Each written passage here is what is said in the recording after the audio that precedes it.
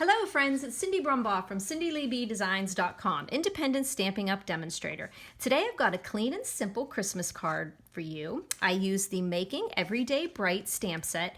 This is found near the back of the holiday catalog, and it matches very well. I like to call it a companion stamp set because you can use the punch that comes bundled with the Making Christmas Bright stamp set. So not only can you make your Christmas cards with the Christmas bulbs and use the punch to cut it out, you can also use this Making Everyday Bright stamp set with this punch. This is all occasion. We've got Valentine's Day, we've got all occasion here, we've got some snowflakes, some Easter eggs, and a bunny. We've got some feathers here that we can two-step stamp with. We've got pine cones, some more Christmas bulbs, but the cutest little image in this Making Everyday Bright is this penguin. I just love this penguin. So I'm going to show you how we're going to make this clean and simple card with the little penguins on it. Have you ever been on Pinterest, saw a card, looks very clean and simple, but if you just had the right dimensions, you could recreate that card? So I'm going to show you how I made this little focal point here with our penguins in an igloo in this video. So the first thing when I was making this video is I knew I wanted to have an igloo with my penguins. I knew that could easily be done by using the brick wall embossing folder. But I started searching igloos on Pinterest and Google Images, and I found that Jan B. Cards had made an igloo and used another punch or another framelit here to create this little door, and so I thank Jan B. Cards for that inspiration for my igloo. So let's get started here. As you can see, this is a landscape card. It was made using an 8.5 by 5.5 piece of thick whisper white, and I scored it at 4 1/4 on the 8.5 inch side.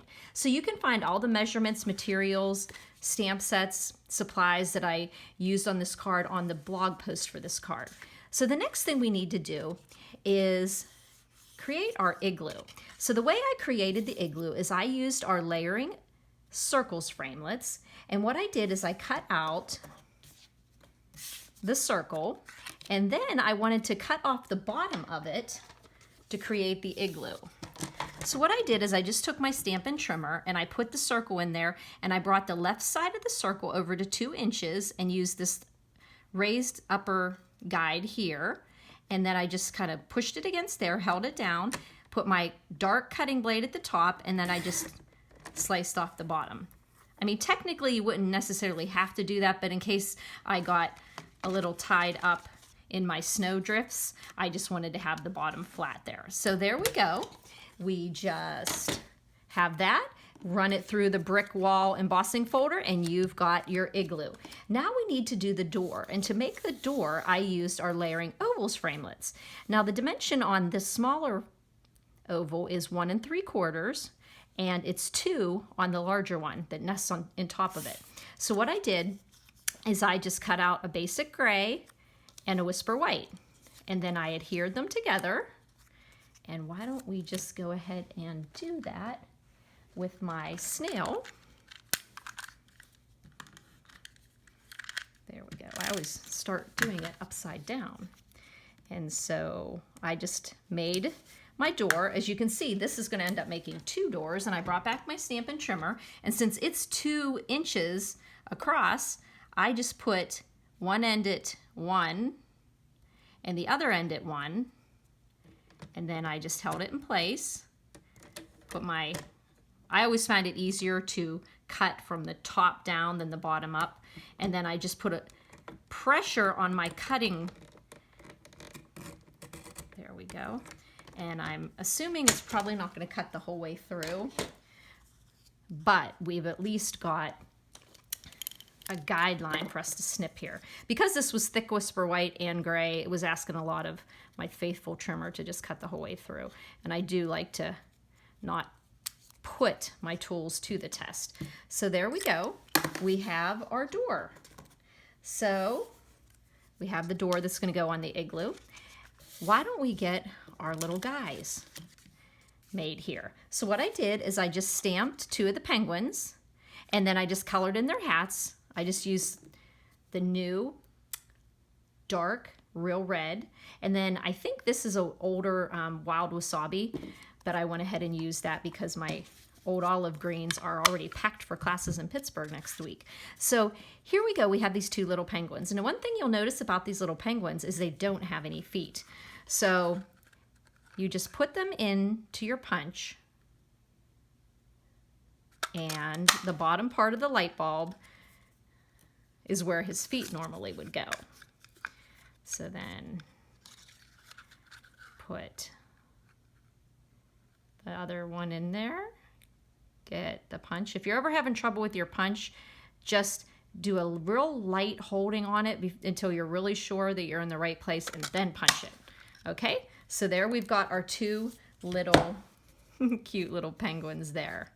All right, so one of the reasons why I did these snow drifts here is to hide the fact that he doesn't have any feet here. So to make these snow drifts, I used one of the best dies, I think, that's in the holiday catalog. And it comes in the Woods framelit dies.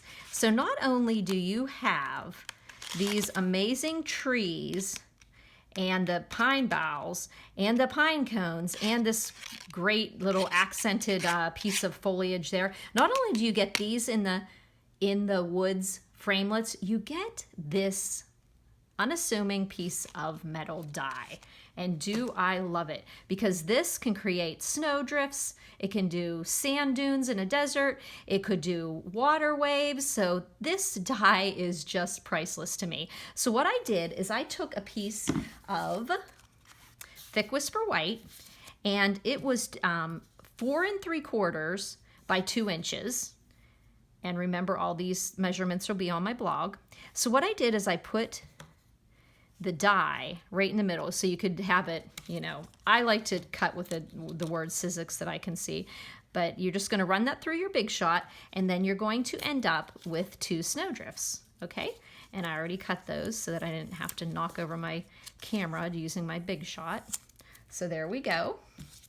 And then one thing you'll notice is if you put these straight together like this, they're going to almost be about the same. So what I wanted to do was have a little bit of a variation in my snow drifts. So what I did is, I'm always saving these grid papers after class because they're really great little rulers here.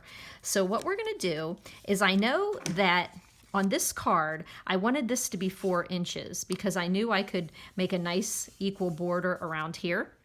So what I did is I want my snow drifts to be 4 inches, but as you can see, they cut out to 4 3/4. So what I'm going to do is I'm going to use this as my guide to know that I want to have it to be 4 inches. But I want to make sure that my snow drifts aren't right in the same place. But I need to have at least 4 inches. So if you play around with it, you'll see that this gave it a little bit of a variation.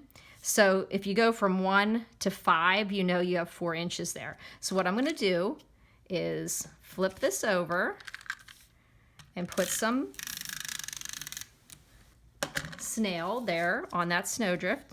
Keep this in place here. And then I remembered that I was at 5 1/4 here.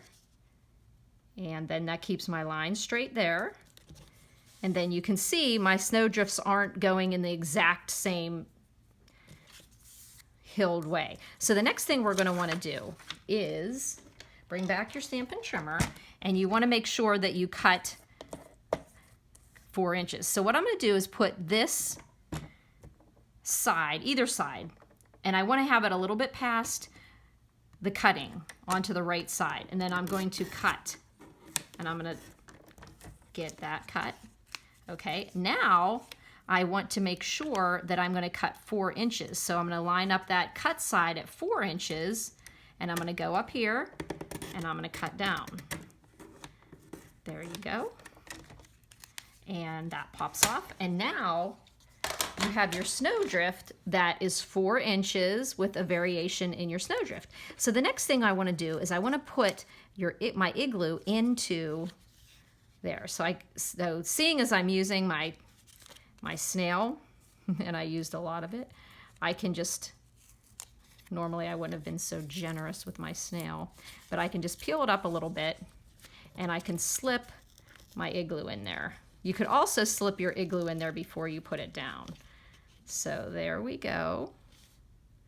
I put my igloo in there, and I would suggest putting the igloo in before you do that so you don't have to rip up your card. So the next thing we want to put our little door on there. So we can just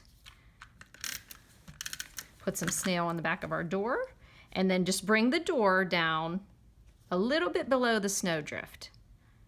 Okay, and nice and straight there. So now we've got our igloo done. So our little guys are ready to get tucked in here too. And we can just put some snail on the bottom. These guys are so cute.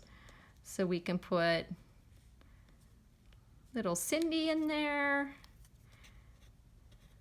and Jim. There we go. So Cindy and Jim are ready to wish you a Merry Christmas. So there we go. We've got essentially the artwork that's going to go on the front of your card. But you'll notice on the front of this card, I have a nice equal border here. So what I thought here is this is 4 inches and this is 5.5. So 5.5 minus 4 gives you 1.5. 1.5 divided by 2 gives you 3/4. So I knew I wanted 3/4 here, 3/4 here, and 3/4 here. So that would mean you could, you know, use a pencil in doing that. But I have a really quick way using my grid paper. Once again, I'll just stick my card down on my grid paper, and that gives me a nice clear line. And then what I do is I take a piece of scrap and I put it and I measure up. You know, when you're using the English measurements on your grid paper, one side's metric, one side is the imperial. When you use these measurements, no wait, was that right? I'm not sure. Are the American ones called imperial or imperial called metric? I'm not, I think it's, these are, anyhow. So these little squares are each 1/4 inch. So if you count up 1, 2, 3, you have put your guide right at the top of the 3/4, and then you line it up on that side. So there you go. You can see that that white line on the border at the bottom is perfectly straight. So then we're going to put some dimensionals on the back of our snowdrift. And I'd be kind of generous with our dimensionals. I think in general we sometimes can go crazy with them, but on this card particularly, because I want everything popped up because it's a white background and it's white on white, I wanted it to have some dimension that way. I was going to put a little border around it, but I just really liked and I also wanted to put some snow with the softly falling embossing folder, but mine broke. It's like ripped in half and I couldn't get that little guy to work. So you've got 3/4 up, okay, and then you're going to go 3/4 in. So 1, 2, 3. So if you just measure in, line up your bottom and measure in 1, 2, 3. Oop, I'm a little off. Be easier to go. 1, 2, okay, so there and there. And now you have 3/4, 3/4, and 3/4. So that makes the card just look very visually appealing there because everything's even. However, before you put that on, you should have stamped the sentiment. Now, I wanted some kind of sentiment that said something about their house because of the igloo. So I searched through the catalog and our Christmas stamps, and we do have the cutest little From Our House to Yours, and it's in the Farmhouse Christmas stamp set. A nice little From Our Home to Yours, just perfect for this little corner. So, as you can see on the card, I already stamped it down here in the corner, but since I forgot, I'm going to try to do this. Oh, how many times do you finish something up and you forget to do something? But I have a little issue here with my little piece of fuzz on my... let me wipe this off here, okay. I have a little piece of fuzz on my stamp set. Did you ever have, get a little goober on there? Okay, I think I have it now. Okay, but now I have black ink on my fingers. Okay, so I want to put this down here in the corner. So I'm just gonna stamp it and say, please let it turn out because I messed up. Ah, it didn't work. So what would I do there? I would just come back in there with my marker, which I think I'm gonna do. I'm gonna go grab it. And the Project Life journaling pens are perfect for fine detail here. So I'm just going to fix